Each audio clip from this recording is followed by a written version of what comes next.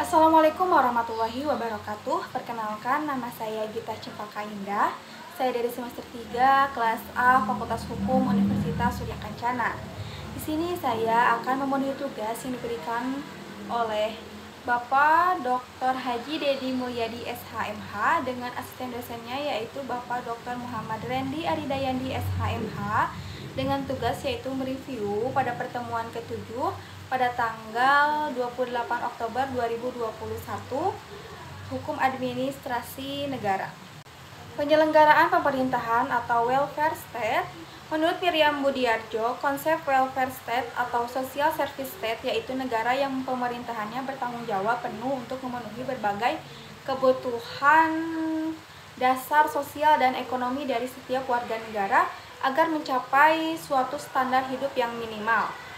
Menurut Utrecht, konsep negara penjaga malam atau liberalisme, hukum dalam arti sempit yaitu pemerintah hanya mempertahankan dan melindungi ketertiban sosial secara ekonomi berdasarkan asas laissez-faire, laissez-aller.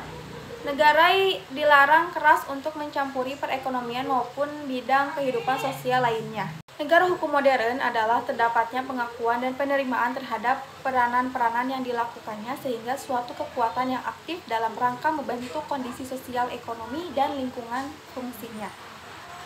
Kemudian pembatasan kekuasaan penyelenggaraan pemerintahan.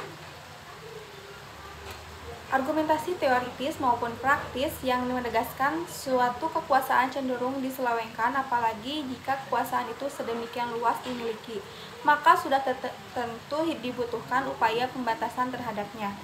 Pembatasan dalam arti luas menurut John Locke, kekuasaan yang terdapat dalam negara dibagi tiga diantaranya. Yang pertama, kekuasaan legislatif, eksekutif, dan federatif, yakni kekuasaan yang tidak termasuk kedua kekuasaan di atas.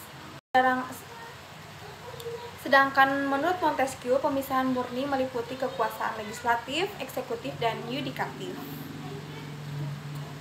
Pembatasan dalam arti sempit adalah suatu upaya untuk membatasi penyelenggaraan kekuasaan negara atau pemerintahan melalui perangkat-perangkat hukum administrasi negara.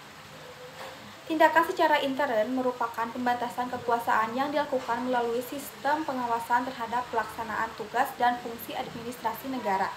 Teknis pengawasan internal melalui membandingkan apa yang dijalankan, dilaksanakan, atau diselenggarakan itu dengan apa yang dikehendaki, direncanakan, atau diperintah.